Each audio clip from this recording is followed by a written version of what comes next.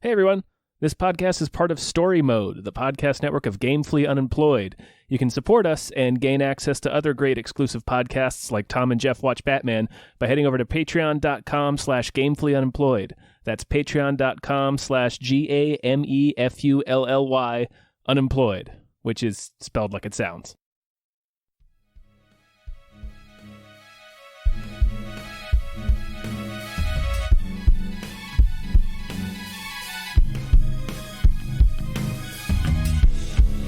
Hypecast mit Tom Reimann und David Bell.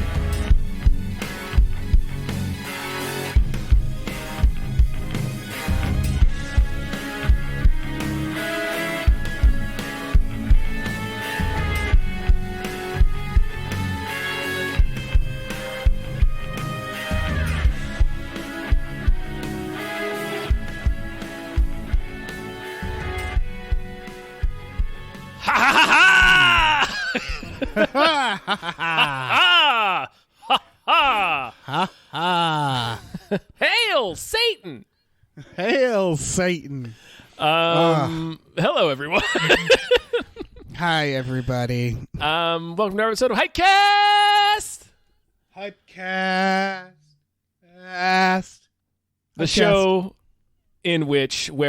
whereupon we become hyped about stuff and or things. I'm your co-host, Tom Raymond.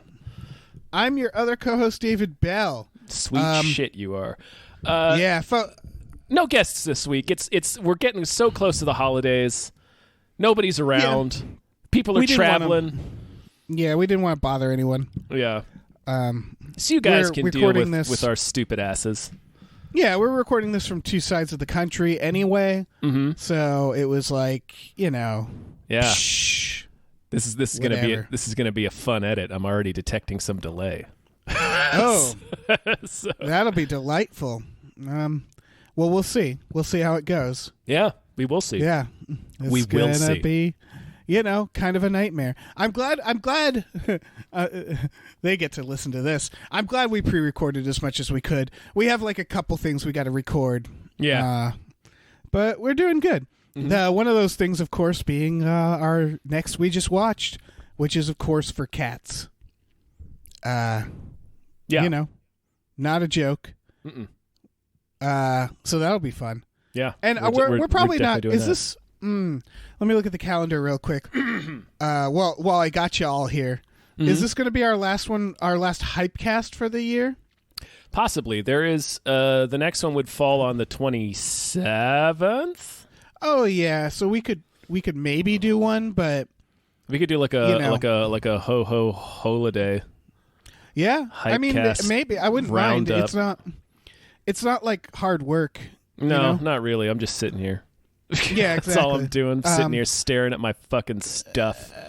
So yeah, and then we got we just watched, and then we could do on the 30th another we just watched. I don't know what's coming out. I'm glad we're figuring this all out right now. I'm just letting them know. It's interesting, right? Is this interesting? It could be interesting. I don't know. Maybe we'll do Star Wars on the 30th. It might not be. Yeah. We could do the Star Wars. I feel like nobody wants to hear what we think about Star Wars. Yeah, I don't want to hear what I think about Star Wars. I kind of don't want to hear what I think about Star Wars either. Yeah. I mean, I'll see it, but I need to see Cats first. I'm seeing Cats tomorrow, probably morning with my father. So that's going to be interesting. Yeah. You're going to go see all those hideously sexy cats with your father. Yeah, me and my dad are going to sit in an empty theater and watch Cats. Oh man, it's going to be great. Before we get started with the full hype, I got to do a shout outs to some micro hypes. Some of our producers, you guys. We got producers on this podcast. We got a couple of new ones. Welcome to David Knife Boot, 3 exclamation points. Henson. Knife Boot. Knife Boot. We need to start selling Knife Beat. Absolutely. Yeah, Knife Boot. Thank you for your support, David Knife Boot Henson. Yes, great name. Knife Boot. Yeah. Also, Christopher Robert Sparts, Esquire. Wow. So that means he's a lawyer? I guess. We got also a lawyer. Nice name. Christopher. Christopher's a good name. Mm-hmm. Man, yeah, thank you so much. I hope you're a lawyer because I'm going to probably hit you up in the future. Sparts sounds like something Electro accidentally does in his pants. Mm-hmm. No, it's 100%. I just sparted. Yeah, I just did a hot sparts. A hot sparts. Yep. So thank you, Christopher Robert Sparts, Esquire. We will definitely be contacting you for representation for crimes that we are certain to commit in the future. Mm-hmm. And of course, shout out to Mackenzie, Righteous Hands of Lizard People Chill. Righteous Hands, Lizard People Chill. Funky J, which Funky we J. decided was Jesus. Funky Jesus. Funky Jesus. Nolan Matten. And Pie Guy. The guy who is pie, made of pie. He's either a person made of pie, a collection of numbers, or Darren Aronofsky. Oh, right. I'm assuming it's Darren. Probably. Yeah. Probably. Who else would it be? Who else would be such a who but him would be such a fan of pie? No one. That's true. No one. Not a single other person. Mm-hmm. Not a single soul. Thanks to all those guys or gals.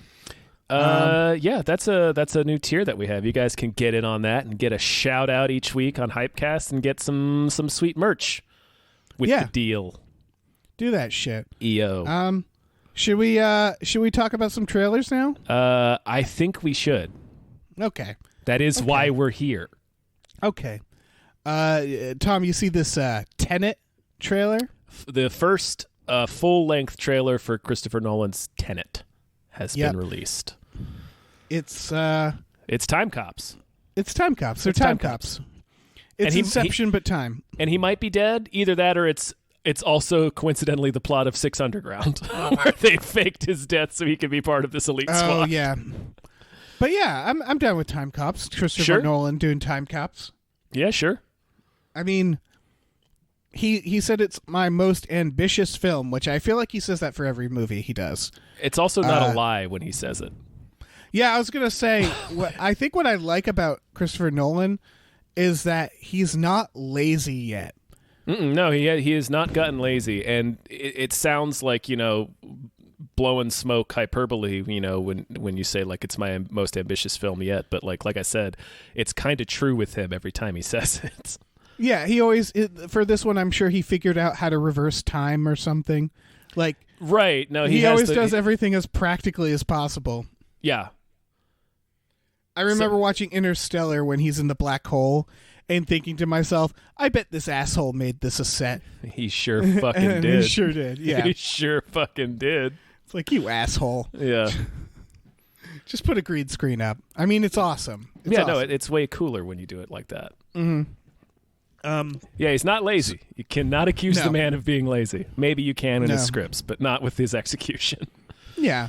I mean, I'm sure we talked about this before. I think Nolan he's my favorite. I wish all sci-fi was like Nolan, because he gets these lofty ideas that are, when you think about them, can often be very dumb. Right. They're very surface level meditations on science fiction, but they're always interesting ideas, and he pulls it off so well that you don't really think about how dumb it is. Right. And honestly, that's all I ask for sci-fi a lot of the time. Just like fun trash. For this kind of sci-fi, yeah. Yeah. Yeah. Oh, yeah. Not for all kinds, but it's... I love the what if idea and then the effort he puts in, and it's always fun every time. And no, it's not going to make all the sense, and it's probably going to be filled with plot holes. Yeah, but they I don't usually care. are. Yeah, I don't need his movies to be deep. It's sort of like, I don't know, we had this, they're very different filmmakers, but we had this discussion about Tarantino when we talked about Once Upon a Time in Hollywood, where it's like, I don't care that his films aren't deep. Right. And it's the same thing. It's the same thing with Nolan. They can just be what they are, yeah. Yeah. No, that checks out. Mm-hmm. Time Cops! Yeah, I know. Also, Cops. It's neat that with the exception of Michael Caine, who he's like has to put in all of his movies, these are all actors that he has not worked with before. Yeah, who's the one I spotted that I can't remember now? John David Washington, Robert Pattinson, Robert's the one I spotted. I was just like, it's Batman. And Elizabeth Debicki, who is the one of the bad guys from The Man from U.N.C.L.E. that we just watched. She's the lady that gets blown up on the boat. Oh, you're right. Mm-hmm. Yeah, that's exciting. I kind of like that Nolan, he does switch it up pretty often, right? Yeah, he's got his guys, but he does switch it up, and I think this is the biggest switch up so far. Like, there's like nobody that I detected outside of Michael Caine. Right. Yeah, I appreciate that. Mm-hmm. I appreciate him. Yeah, so I'm excited for this shit. When is it coming out? Next year? Yeah, June, I think. Okay. Okay. Yeah, he summer blockbuster. That all checks out. Yeah, he's not fucking around with any other release window. Yeah. And this trailer, you don't quite know what's going on, but you know enough. Mm-hmm. They're stopping some sort of terrorist threat by using time cop powers. And then I'm sure there's some sort of fucked up paradoxes that happen. I'm sure, yeah.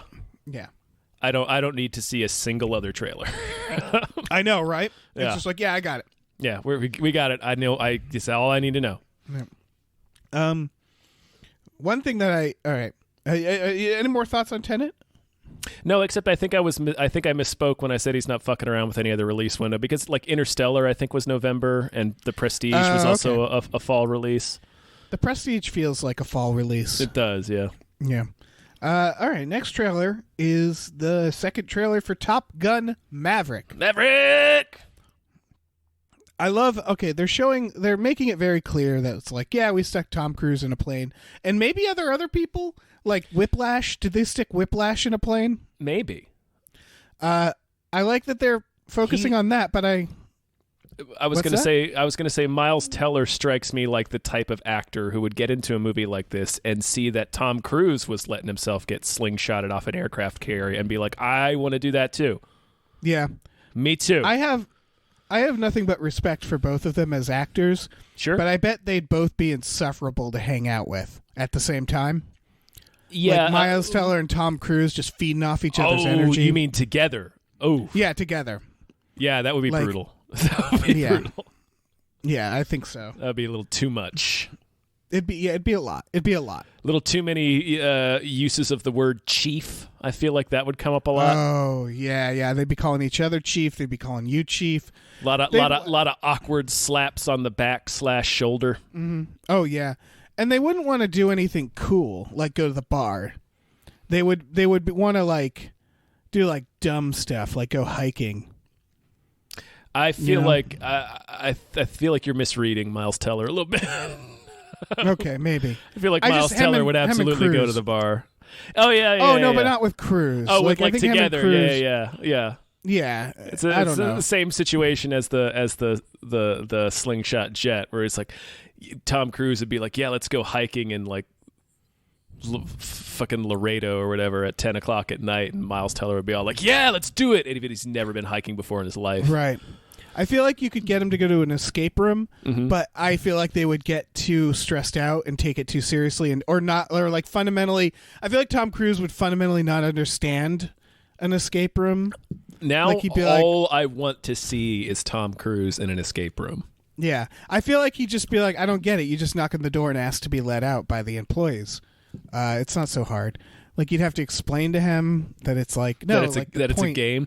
What if Tom Cruise doesn't understand what games are? That would explain some That's stuff. Officially my conspiracy theory is that Tom Cruise doesn't know what games are. There's that video of the reporter squirted water on him, which is kind of a shitty thing to do. But he like seemed to not understand it. Well, I stick up for Tom Cruise in that video. Oh no, I was still on his side. Like, I would have been like, what the fuck is this? But like, it didn't seem like he understood what a prank was. Like, I'm not saying he shouldn't have been mad. Yeah. I'm saying he seemed very confused as well. Yeah, you could definitely read it that way. Yeah. Because he's like, what are you doing? Why would you do that? Why would you do that? Right. Yeah. And I think it's more meant to be like why would you do a prank like that? You're scolding somebody, but certainly for the purposes of my brand new conspiracy theory, we can use that as considerable ammunition. Yeah, like he's like, why would you put water in a microphone? That's not how a microphone works. Why would you ask somebody a question and then squirt them in the face with water when they try to answer it? I don't understand why you would do that. Yeah. Like he sits on a whoopee cushion. Why would you make it sound like I farted when I didn't fart?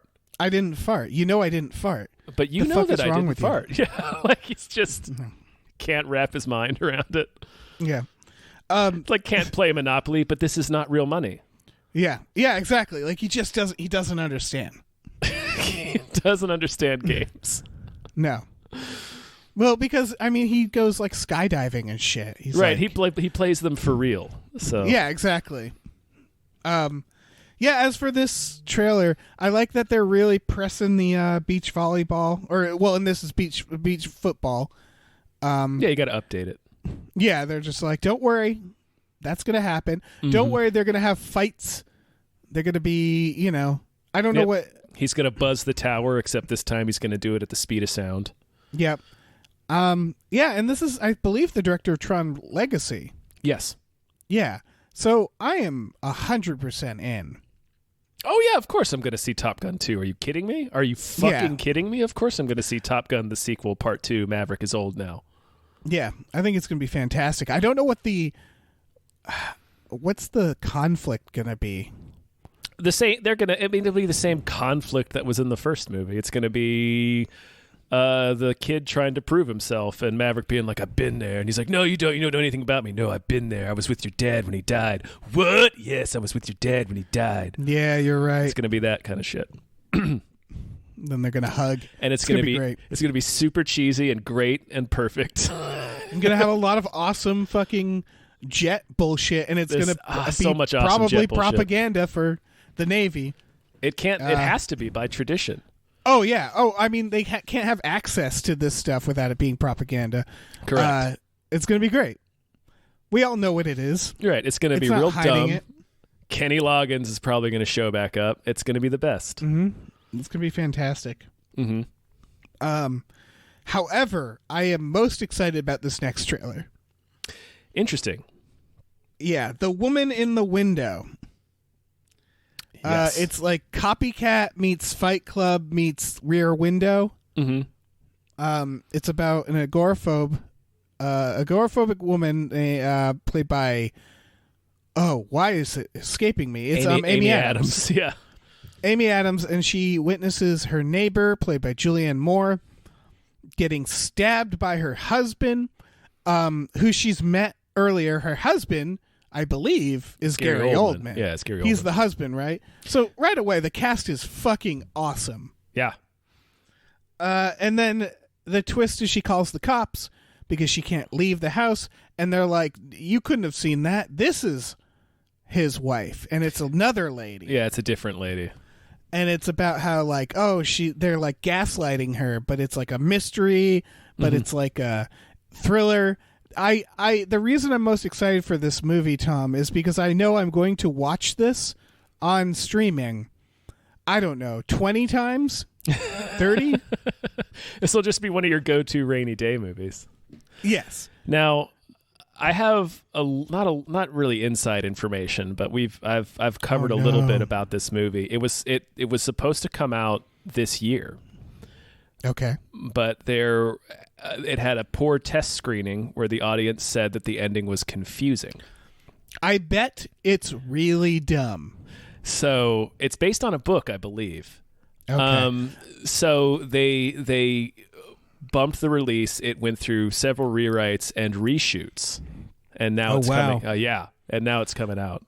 I'm guessing it's like Serenity adjacent, where it's like, and it's all a game, or it's all. It's going to be some dumb thing like that. Yeah, some ridiculous horse shit. Yeah. So I can't wait. Some true galloping horse shit. Yeah, it's certainly not the best movie on this list. It's just the one I know I'll probably watch the most, and therefore get the most entertainment out of. Oh, right. No, the trailer looks good, and it's a solid setup for a thriller. It's just I happen to know there were problems with this production, and it was all from a scripting standpoint, like a story standpoint. So we'll see. That's fair. We'll see how they pull it off. But it's got a good cast. Brian Tyree Henry's in there. Yeah. Wyatt Russell. Wyatt Russell's in there. Right, yeah. Fucking... Yeah. I don't know. Lil I don't Kurt. know who made it. Lil Kurt. I don't care. I don't know. Yeah. Yeah. Doesn't it could be fucking good. matter to me. Who gives a shit? Yeah, who I the don't- fuck cares? I'm going to watch this Okay. shit like it's U.S. Marshals. Yeah, I was gonna say it could be good. You're right. Technically speaking, it could be good.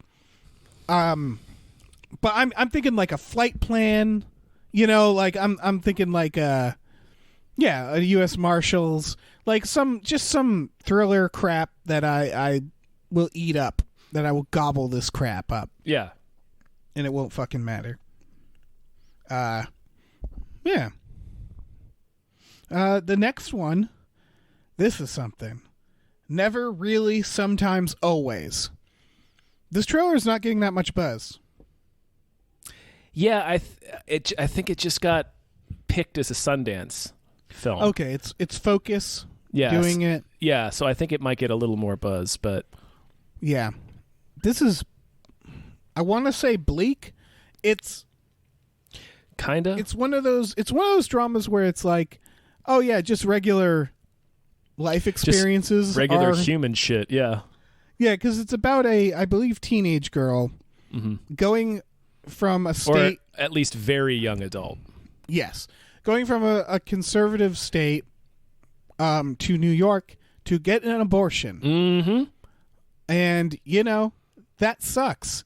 And she's doesn't have anywhere to stay, and had her own like a kind of adventure in New York. I don't know if adventure is the right word. Maybe not the right word. But well, it's a series. It seems like it's like a dark adventure through New York where she doesn't have anywhere to live, and her friend are just sort of struggling in New York. And that's pretty much all the trailer shows. And it looks to be very good and probably very dark, but not like, I don't know. It seemed to have, it was like a solid drama, Yeah, it looks good, and it's about something that needs to be discussed, where it's like, limiting women's reproductive rights and access to healthcare. It doesn't prevent any of the things you're trying to prevent. It just makes everyone's lives miserable. Yeah, it just makes it worse. Just makes it worse. And it makes the it's more dangerous. Yeah, like it's all sorts of shit.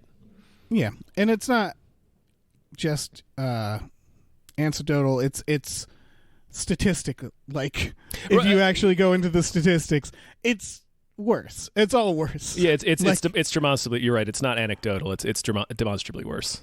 Yeah. Like the research, the studies are out there. Yeah, it's ridiculous. Because it's like, it's just common sense. It has nothing to do with, I don't know. That's not what this podcast is about. No, we don't need to get into that. But the point is, I think with this trailer is watching it and realizing like, oh, this must happen all the time. Yeah.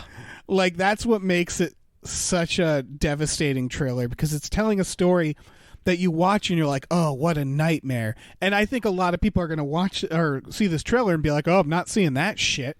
That's fucking depressing. And the realization that it's like, oh, I bet this is really goddamn common too. Yep. And so, I don't know. I think it's an important film for that reason. Yeah, for sure. I'll have to check it out. It looks good. Because it also looks really well made. And like the acting looks really good. I don't know. It's sneaking in under the radar. I hope it gets more buzz. I suspect it. I suspect it will. We'll see. We'll see. We will see.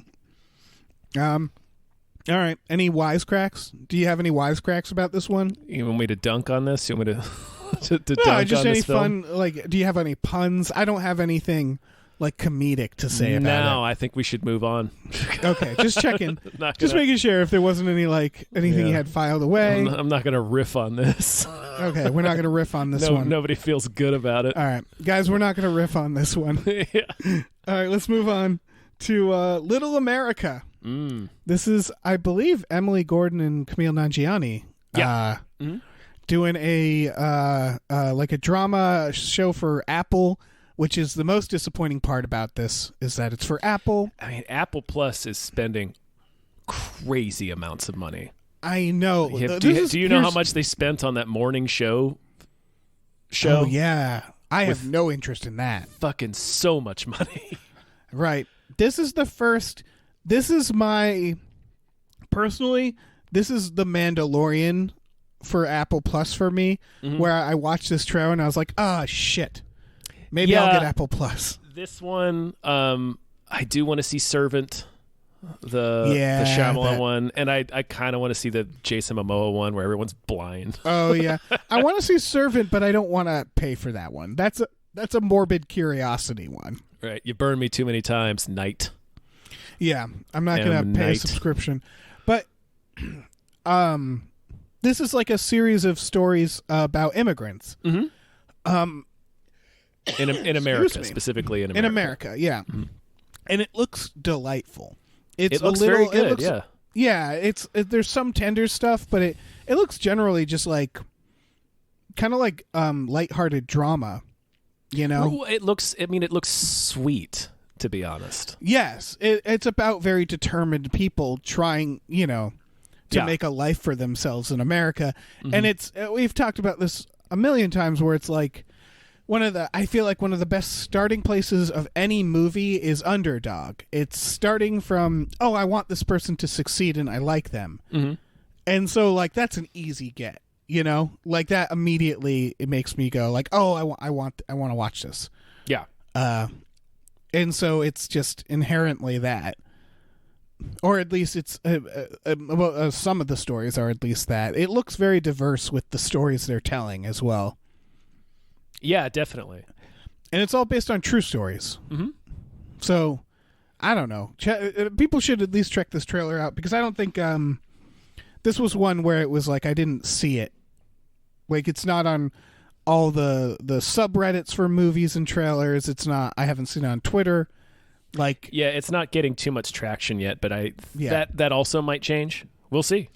Yeah, it's got Camille, and everybody loves how swole he is now. So like, see it or Camille will beat you up. Yeah, he will come to your house and beat you.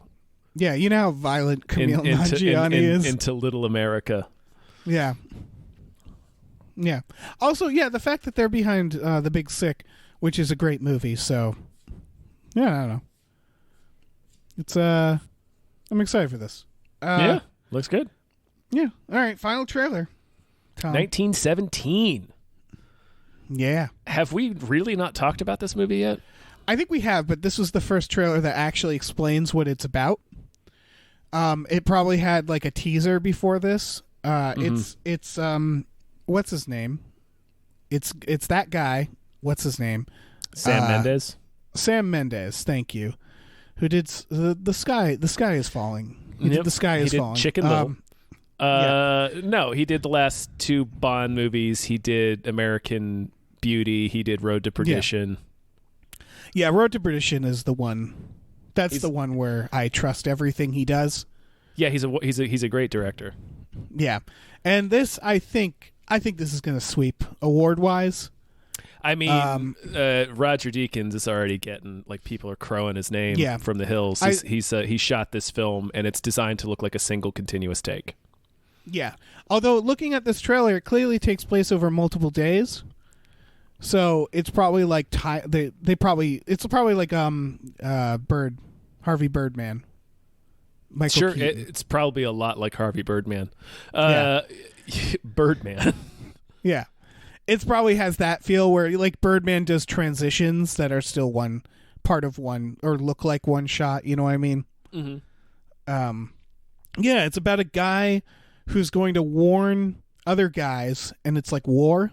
Yeah, he has to. It's World War I. It's two soldiers are tasked with running a message, like a very important message, across the battlefield.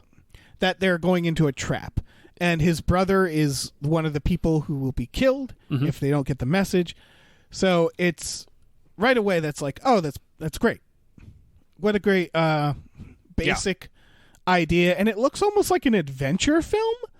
Like, I think the biggest shocker in this trailer is they were doing the same things that you would see in a mummy film or like a treasure hunt film.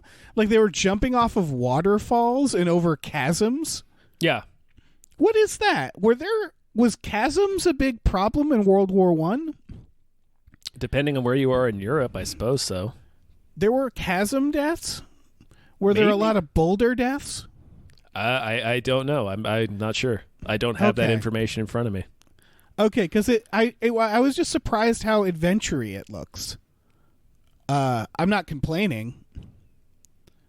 It just, I don't know. I thought this was all going to be a battlefield, you know? Mm-hmm. I thought this was going to be like a real bleak battlefield movie, but it looks like a action adventure. Yeah. I think it's going to be like a mix between like Saving Private Ryan and like Run Lola Run. Yeah. And that sounds fucking boss. Yeah, it looks great. Yeah. Yeah, I think this is going to be probably one of the best films of recent, I want to say. Probably. Yeah. I mean, maybe it'll be trash. Maybe it'll go all cats on us. It's not trash. It's not trash. It's not trash. Like everybody except me at Collider has seen it. So. Oh, okay. It is. Yeah, not I really trash. want to see this. It's coming out in early January, so it's soon. Well, it releases in some theaters on Christmas Day. I assume, is that for awards? Mm-hmm. Yeah. I'm gonna have to see this shit. Collider actually this week just hosted a for your consideration screening of it with Q&A with Roger Deakins after it was over. God damn. Yep. Why didn't you go? Because I had so much work to do this week. Those bastards. I know. It doesn't help that I live 100 miles away. Right. I still feel like you should, if you ever see Roger Deakins, you should yell at him. Mm-hmm. I should point into his face and scream. Yeah, just scream. No, he was super. A monotone, loud, just a noise. Right. Just a wordless noise that is one continuous noise for 2 hours, no breaks. 100%. No, apparently he was really cool and he stayed way longer than he had to and took pictures with everybody that asked. God damn. Yeah, that's great. Well, I mean, he's good on Roger Deakins. Yeah, I suppose he's probably not the kind of guy that gets like swarmed. You know, right? Like, could you pick Roger Deakins out of a lineup? That's true. I was gonna say like having a picture with Roger Deakins is something I'd want, but it would be like, what do you do with that picture? You'd just have for to. you. Yeah, exactly. You put it on the internet and have to like caption it and make sure people know. Yes. Like, this is Roger Deakins, and then people would look at it and be like, I guess I'll take his word for it. Yeah, he really could be anyone. Yeah. Excuse me. Roger Deakins could be a talking cat for all I know. I know. I hope Roger Deakins. We had this theory about John Williams. Is I hope he's just like he's like the dude. Like, I want John Williams to be like, every time he walks into work, he just blazes one and like just shits out amazing work. And then it's just like, anybody want to come party at my place? Like, he's just all about the partying afterwards and doesn't really give a shit. I want Roger Deakins to be like that too. Just like no one wants to hang out with him because you'll be up till 4 a.m. and like, he'll break things in your house and he's just like a real pain in the ass. Right. And then the next day he gets up no problem and creates like the most incredible cinematography. Exactly. In history. It's just no problem. Yeah, it's just no big deal. NBF&D. Yeah. It's got to be it, right? Yeah, That's how these guys work. Yeah, I'm sure. Yeah. That's it for trailers. Yeah. I guess let's get into the news. Let's move on to the news stories, yeah. The news. They're making another Jackass movie. I know. In 2021. And I'm worried for them all. Yeah. Because they're all old. I'm glad. I think most of them are sober. So that's good. Yeah. They seem to have gotten out of that. This is the thing. There's two ways this can go. Mm-hmm. They're either going to embrace the fact that they're just too old now. Yeah. And make that part of the fun. And like work it into it. Mm-hmm. And just be honest about it. Or they're like, it's going to be like, man, these guys are just really needed money, huh? Like, I don't want to watch a bunch of guys who really needed money hurt themselves. But I don't think they really needed money. They did just make Action Point. Yeah. which contained real stunts. So, I mean, like Knoxville will clearly still kick his own ass for the sake of movies. Yeah. It's like watching when we watch like The Undertaker. Yeah, exactly. Where you know like he kind of probably needs the money and you're just worried about his knees the whole time. Like it's interesting still, but it makes you way more nervous to watch. Yeah, for sure. Yeah, so I don't know. Soon, like Knoxville's not gonna need the old man makeup, you know? Right? Yeah. Yeah, he's just gonna be going out there. Yeah.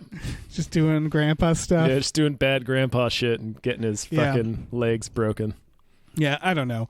I'm probably gonna watch this and laugh really hard. They're all fucking hilarious movies. I always feel ashamed how funny I find them. Really? Well, because I mean, I think everybody finds them funny, and everybody should feel ashamed. Well, to a degree, because it's so dumb. Well, and it's so funny. Right. I think people shit on Jackass sometimes, I think, unduly, because, like, yeah, there is some stuff that's just like, there is some stuff that's just like kind of, I don't know, like the kind of the stuff, I don't know, but like most of their pranks are pretty clever. Yes, like, I don't like. Conceptually, I feel like I don't like them. I think some of their stuff is too mean spirited. But the for sure. premise of Jackass, I mean, it's one of the oldest forms of comedy. Yeah, they're like, all clowns. It's Buster Keaton. It's not just that they're all clowns. It's that they're all clowns legitimately risking their safety for these things. And I know that, like, Knoxville studies, you know, like I know for the tricks he gets them a lot from, like, older films, like Buster Keaton type stuff, and he gets them from Looney Tunes cartoons. And he knows what he's doing, in the sense that he knows it's not just let's get drunk and do well, it was, I'm sure, at one point, but it's like he understands what this comedy is and what it's supposed to be, and where it comes from. Yeah. And he seems to have some sort of respect for it and, like, believes in it. Mm-hmm. And for that reason, it's like you can't help but to appreciate the creativity that they put into it, and their knowledge of what's really fucking funny. I don't know. Yeah, the three Jackass movies are undeniably hilarious. Like, they're just funny as hell. I appreciate at least with the movies. I didn't watch all of CKY. I have seen it all. Okay, I appreciate their use of animals in the sense that they never endanger the animals. They just anger and get hurt by the animals. And the animals seem to be having a great time. Yeah. Yeah. For the most part. I don't know. And their pranks are usually not at the expense of the people. Like, it's usually when that kind of shit does happen, it's to elicit a reaction from the person. They're never like, right. It's usually at the expense of themselves. It's, oh, look at me, I'm naked, or I get hurt in public. Mm-hmm. I don't know. Or you do some crazy shit like when I think Dave England goes and takes a dump in a toilet in a hardware store. Yes. Yeah. It's funny. I feel it's like it's that where it's like I feel like I don't need to defend them. And like if people don't like Jackass, they definitely don't like Jackass. Right. You know? You just don't like it. Yeah. Yeah. And but I guess I've always been fascinated with them because I hated Tom Green. And then Jackass I loved, and I think the difference is Tom Green victimized people. Yes. And was more cruel towards people. Jackass can be mean-spirited, but it tends to only be towards each other. Right. And very masochistic. Yeah. Like him, the boxer, beating him up in the department store. Butterbean. Like, that wasn't even funny. Like, it was kind of funny. It was funny. Like, Knoxville takes the shot that it knocks him out cold for a few seconds, and he bounces his head off a display case. And then when he regains consciousness, he says, "Is Butterbean okay?" Yeah. Oh, So that was funny. So it's like the fact that he thought to say that. Yeah, that he knew to say that. Right. Oh, for sure. It's more just like in the theater when I was watching it, nobody was laughing. Like, Oh yeah, it was it's just like violent. Yeah, he's just getting beat up. Or like when Ryan Dunn fought that like champion woman kickboxer who just beat the and she just kicked fuck the crap out of him. Yeah. Yeah. I also the fact that Knoxville has a kid who's probably old now. She's probably a teenager, but like that's got to suck. Yeah, I don't know. I know there's an outtake. The outtake for the third one where I think they do the Buster Keaton thing where the house falls. Yeah, they do it in one of them, yeah. There's an outtake where the window doesn't get him and he actually gets hit by the house. And you hear people gasping and then you hear his daughter screaming off camera, "Dad, you idiot!" Like she's not concerned. She's just mad. Yeah. And it's like, yeah, that checks out. Yeah. That sounds about right. Which is funny because dumb he's thing to do. Yeah, or it's just like, you fucking asshole. Yeah. Yeah, I don't know. I feel like we talked a lot about Jackass. Jackass. A lot about Jackass. But it's a fascinating... Jackass is more interesting than it should have ever been. To me. I think it was genuinely funny. I mean, I did cite like one of the pranks that you would use to like that you would cite to be like, oh, it's just dumb, you know, when he shits in a hardware toilet. Again, but like, well, it's always dumb. Well, it's yeah, never but not dumb. But some of them are really conceptually awesome. Like when he brings a car with a smashed windshield that has blood and hair in it to a car wash. Oh my god. Though I think the one that killed me the most, and it was so simple, which is when they had the giant hand that would slap them onto the ground. And it was the fall was so, it was like a tree falling. And it was the fact that every time someone new walked into the room, they'd turn and go, "Hey," and like put up their hand to say hi. Yeah. And then the giant hand. And it's the idea that every time someone gets hit by it, they join in on the fun and get to watch the next person. Yeah. It's just it's just delightful. So dumb. Again, it's the dumbest thing I find funny. But it's so pure. It's so pure. Most of the time. Because it's just like, oh, that's just stupid. Dumb. Yeah. It's just, I mean, I think it's also how self-aware they are about it. Like, none of them seem to enjoy it. I think they probably do to a degree, for sure. I think they like the money, but I think I love it when they do the stunts with like the car in the ass, where like Ryan Dunn is never into it. Like he's the whole time he's miserable. Oh right, and he's just like, this is just a thing I gotta do. Yeah, it was specifically like Steve-O was like, I'm not doing it. it.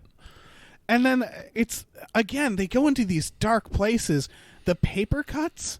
I can't handle that. Yeah, that's true. Nauseating. Okay, that's just But that's again, it's oddly impressive because it's like, who the fuck would do that? Yeah, give themselves paper cuts. That's so. Oh god, it's very punk rock, and it's a guttural like, I can't handle this. And I was again like impressed that they went that far. Because it's not putting themselves in that much danger, but it's so viscerally horrifying. Yeah. Oh, God. Ugh. Man, we talked a lot about Jackass. We talked a lot about Jackass, and I don't know. This new one, this is what I'm saying, is that there could be a very good version of this where, again, they know they're old. They know where they are in life, and they use that to their advantage. I don't think that's as bad as it might sound.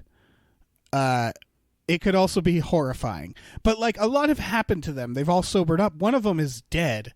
Yeah, Ryan Dunn. And like they kind of deserve. Like I would love to see a movie, not a fictional, but a biography, a biopic about Jackass. I'm sure that's going to happen one day. Yeah, because I think there's a lot there, and it's very fascinating in terms of our pop culture and how they got to it and what it was. Like it's just daredevils. It's just modern daredevils that got big, got a lot of money, and then kind of had a lot of tragedy in their lives as well. Yeah, and they're not. I also don't think they're all necessarily great people. I don't know who they like much about them. Yeah, that's true. I don't know. It's interesting. It is. Jeez. Yeah. Yeah. I don't. Yeah. If any of them are like awful people, then I apologize for talking about them for this long. Yeah, I don't really know much about them, so. Yeah.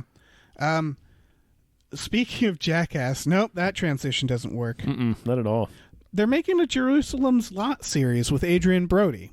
Yeah, and it's not based on Salem's Lot, the book. It's based on the short story Jerusalem's Lot that Stephen King wrote before he wrote the book.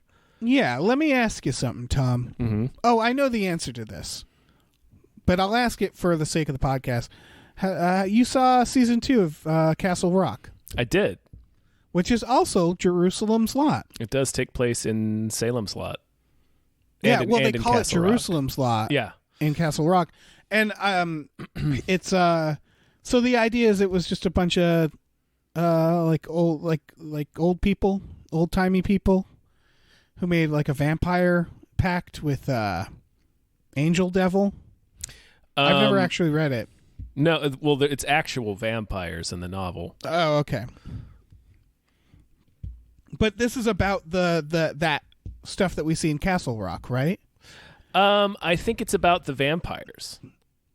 Oh, okay. The vampires do live in the Marston house, which is where the weird cult in season 2 of Castle Rock is. But I think that's just like a generally bad place, like the Overlook. Okay, but this show is going to be, just I covering assume the this one will vampires? be about vampires. Yeah. I thought it was going to be about their origin when it's old-timey and they start their kind of cult. I thought it was going to be all that. I don't think so. I hope it isn't, because that's the least interesting part. You know, It's more interesting to do they've been resurrected or whatever. I liked season 2, by the way. Castle Rock is, I'm going to say kind of dumb, but I'm really enjoying it. Because it's just sort of Stephen King fan fiction. Yeah, and it's interesting, and I liked it a lot. Okay, this one definitely is. It takes place in 1850, and it is about the founding of New Jerusalem, which becomes Jerusalem's Lot. Well, I mean, there's vampires and Lovecraftian horror in it. Oh, that's true, yeah. There's Also, some Adrian shit Brody in it. looks like he's from the 1800s, so that fits. Brody looks like it's weird he hasn't been in a Stephen King movie yet. Yeah. He belongs in one. He really does, and he needs something to do. I don't know what he's been up to, but he's been doing stuff. Okay, good. Yeah, good for him. I'm happy for him. Yeah, good for him. Yeah, I'll watch this. Oh wait, no, I won't, because it's for like a streaming service called Epix. Yeah, for Epix. Yeah, I'll never see this. I mean, unless they put the episodes up on like a normal streaming service, like Amazon or something, or iTunes, where I can buy it. Then I'll watch it. Yeah, Epix. Creeps. You can only watch Epix on the backup cameras of Priuses or something. Some dumbass crap like that. Yeah. You assholes. Fucking. You assholes at Epix. Fuck you, Epix. But yeah, it looks cool. Or sounds like I think it sounds like a good idea. Yeah. Lee Daniels is directing an adaptation of a Robert Kirkman, Mark Silvestri comic, Stealth. That's a mouthful. I read up on what Stealth is. Do you know what Stealth is? Not really. I just know that, obviously Robert Kirkman's the guy that created The Walking Dead. Yeah. It's not out yet, the comic book. Mm-hmm. So they're really jumping the gun. Oh, wow. It's about like a Batman type superhero who's too old and has Alzheimer's. And it's his son is like trying to get him, or daughter, I don't know. His kid is trying to get him to pack it in. I think that's a great idea for a show. I think that's a fantastic idea. Yeah. When I heard that, because all of this I was like, I don't know. And then I heard that premise and I was like, oh, that's fucking fantastic. Yeah. Yeah, that's a really good idea. Yeah. I don't really know anything beyond that, but that premise is fantastic. It's old Batman. I mean, come on, man. I enjoy that I do enjoy the occasional superhero deconstruction. I don't like it all the time. But I like this I like idea. it when it has something good to say. This is like this and like Super. For sure. Yeah. Yeah. The Boys is all right. I still haven't seen The Boys. I hate the name The Boys. Yeah. Because I don't know. What are your feelings about an insane version of Superman that eats babies? Sure. Watch The Boys then. Okay, yeah. Baby eating Superman? I mean, that checks out. Baby eating Superman. Yeah. How else is he getting the powers? You know, the younger the blood, that's just science. You eat babies. We Sometimes don't do you it got to. because society tells us not to. Because we put up little rules and walls, you know? I think if memory serves, I believe that is the reason he does it. Or it's just it's kind of out of boredom. Okay. And I bet they taste good. I can't quite remember. That sounds incredible. Yeah, because I don't think they've actually done that in the show yet. That's from the comic. Okay. I'm excited for that. Oh yeah. Let me know when they get to the baby eating. Yeah, I'll jump into that. Well, the inciting incident of the show is the show's Flash proxy explodes a random woman because he runs into her at super speed. Oh, that's wonderful. Yep.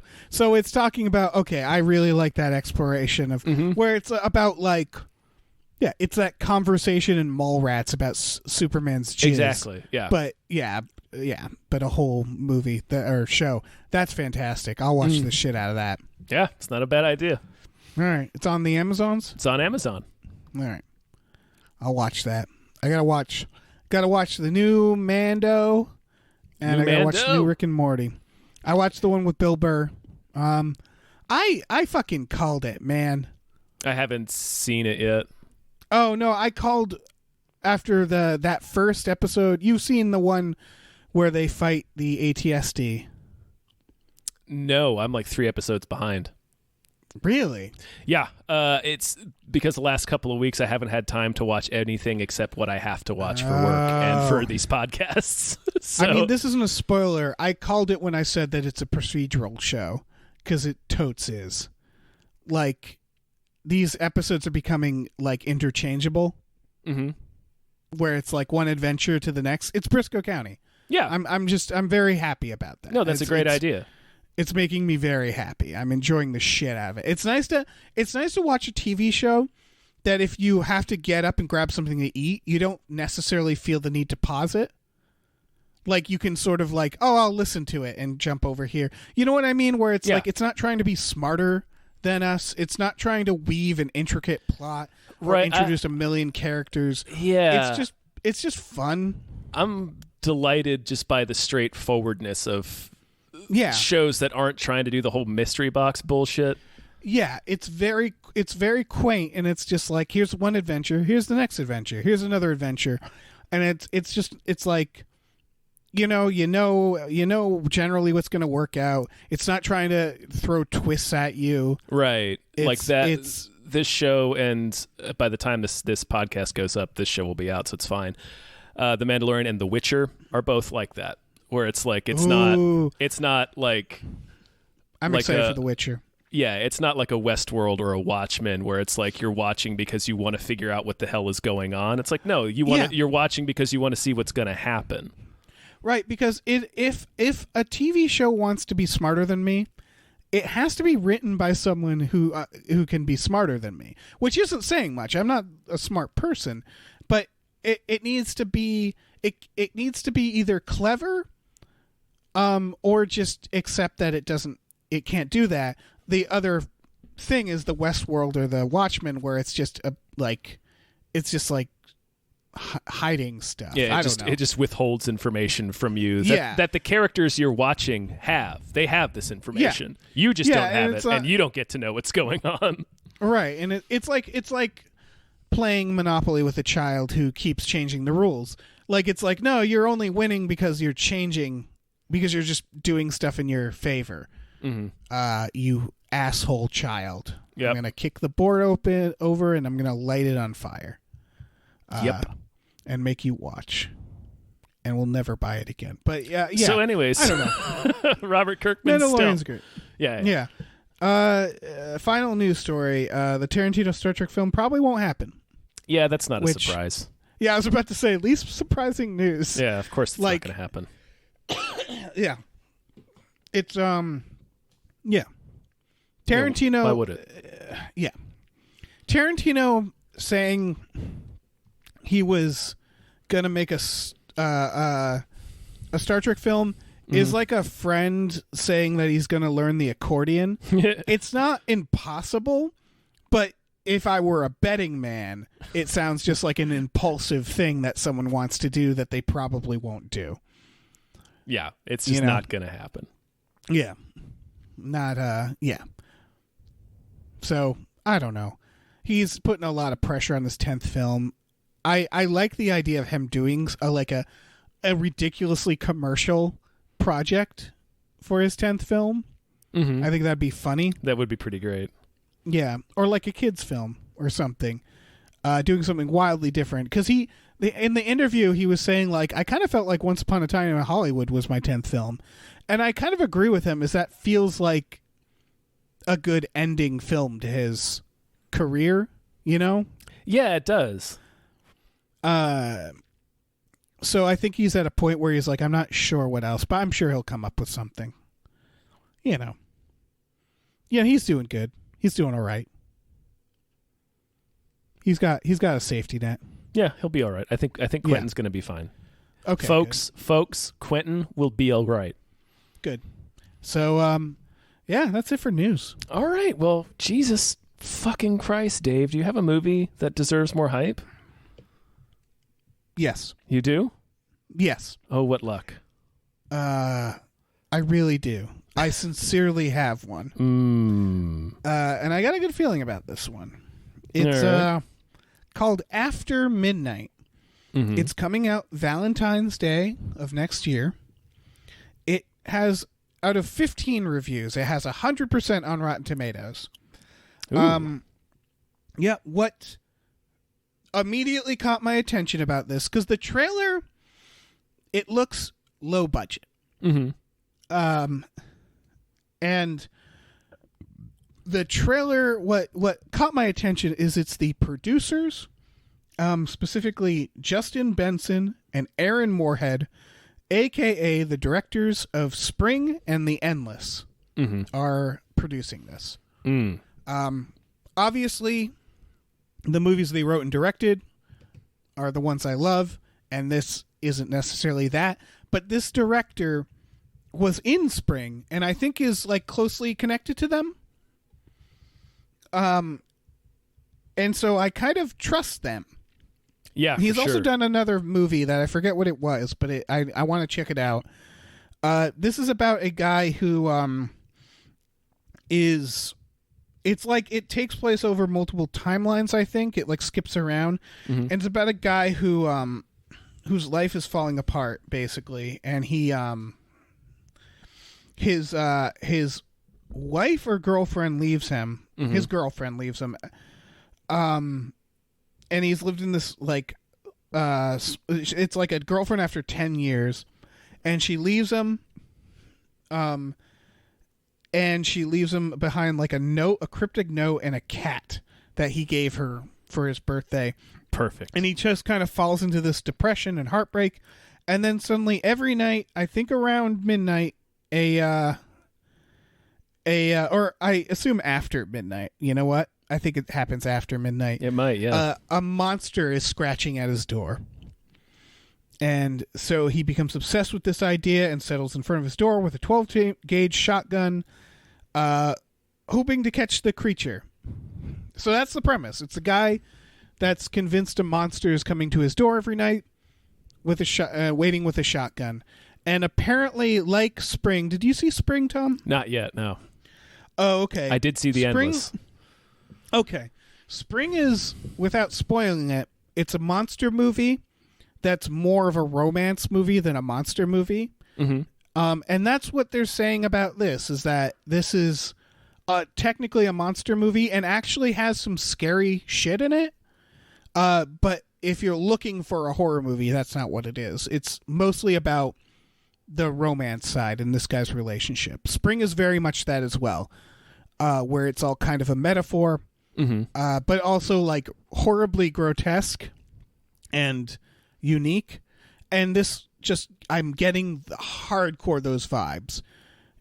It's not obviously the same directors, but I feel like it's worth people checking out, especially if you've seen Spring or The Endless.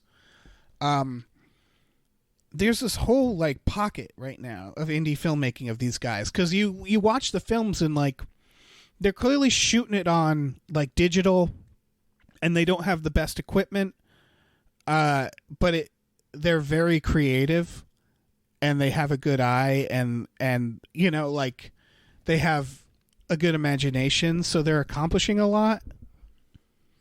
So this gives me that vibe. Word, yeah, no, so, it looks. I'm interested in this movie, and I like the two filmmakers who are producing it. Mm-hmm. So I'm on board. Okay, I've convinced you. After Midnight, guys, check out the trailer. Yep, we're gonna let it all hang out. And like I said, it's getting great reviews, and that's the clincher for me. Everybody who's seen it seems to like it. So yeah, check that shit out. And people are saying the acting's really good in it, cool. Which is yeah. So fucking yeah, check that shit out. That's my movie that deserves my time. Do it. Also, I've been playing a game since I'm here in Massachusetts that I kind of want to push to people. I don't know if people have checked it out. It's called Skyrim. Been playing this game Skyrim. Oh yeah, that brand new game Skyrim, that indie game. Yeah, it's really good. You know, it's really good. I'd heard that. Yeah, like I'd heard things about it. It's very good. Yeah, been playing on the Switch. Mm-hmm. So guys, check out Skyrim. Yeah, definitely haven't spent 100 hours in that game. Mm-hmm. Definitely, I definitely don't already have it on my Switch, but now that you mentioned that it's on Switch, I'll get it on Switch. Yeah, I never played it before, but because I didn't already have it. I definitely didn't already have it on Switch. Okay, yeah, there's a lot going on in that game. Yeah, I definitely don't own 4 different copies of this game. Sure. Okay. Yeah. I certainly don't. Yeah. But I'm gonna own at least one now. Mm-hmm. Why do Why do I need? Are they tunics? I've been collecting a lot of like cloth, rolled up cloth. Do I need the cloth? Not really. I mean, you can sell it. Okay, and you might use certain materials you use for the crafting and shit, like for the alchemy. I was in like a big dumb crypt, and there were like zombies, and I got a golden claw, and I had to solve a riddle, and they just kept throwing these cloths at me, and I was like, "Are these important? I better take all of these." I think you can just sell those. I don't. Okay. I don't remember if you actually need them for anything. Like most of the stuff, plates. Oh yeah, I steal everything in that game. Yeah, you gotta steal it all. Just plates. You go into people's houses when they're not looking. You take their silverware and plates. Yeah, I steal everything. Mm-hmm. I hire people to train me to up my skills, and then I pick their pockets and steal my money back. Yep. I steal everything. Steal everything. Steal it all. Yeah, that's what it's for. Mm-hmm. I'm low level, so if they catch me, they call guards and then they kill me. You save your game right before you attempt it, so then you can just reload it if you get caught. Yes, I really like that. There's a quick save. It takes a second to get used to because that's an old, because if you forget to, and then you die, and suddenly you lose hours. It only auto saves the last location you entered. Right. So. Oh, okay. That's not terrible. It's not terrible since you're typically walking in and out of buildings and shit like that. But yeah, if you're just doing chores, that's can fine. set you back a bit if you're wandering through a crypt or something. Okay. I'm a cat person. I was going to be a lizard man for obvious reasons. And then I was like, fuck it. I'll be a weird, sexy cat. Don't worry. I'm a lizard man. Okay. Yeah. To honor the movie Cats, I decided to be a cat person. Yeah. Yeah. Should have named your cat Rum Tum Tugger. Oh, you're right. Mr. McCavity. Yeah. Or Mr. Mistopheles, rather. Yeah. All of these These are all good ideas. Aren't you guys God, I glad? can't wait to see Cats. Oh, we're going to fucking see Cats so hard. Oh, my God. We're going to feast our eyes on those weird, Cats. sexy cat people. Mm-hmm.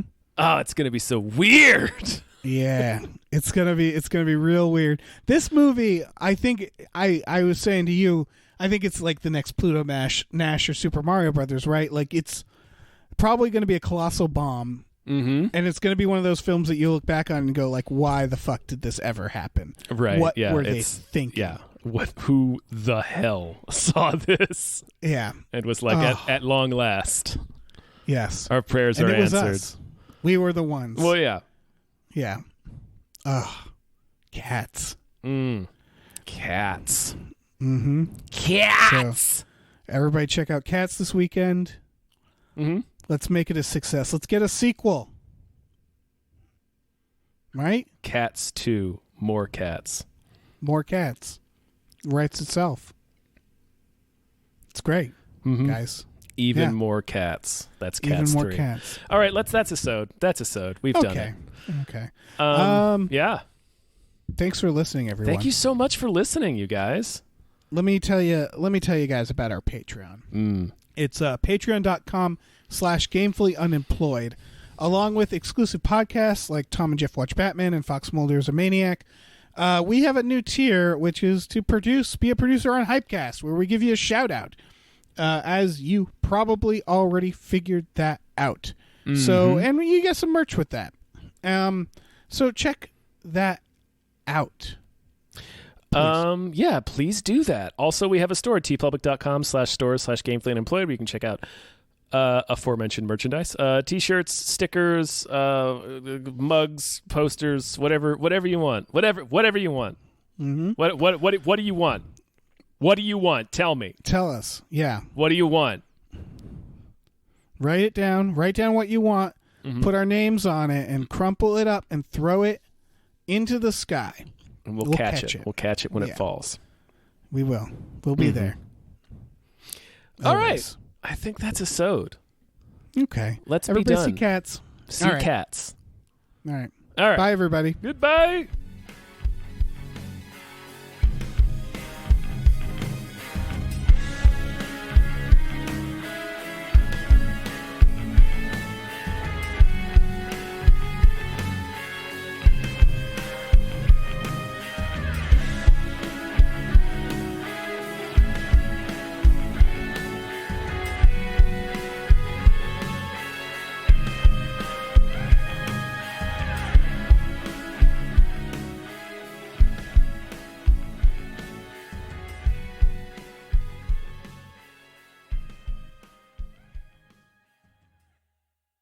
Our music is produced by Chris Corlew. You can follow him on Twitter at @thecorlew, CORLEW, and find more music at shipwreckedsailor.bandcamp.com.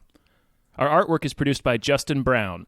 You can follow him on Twitter at @JustinTBrown, and find more of his artwork at artnessbyjustinbrown.com and justinbrown.info.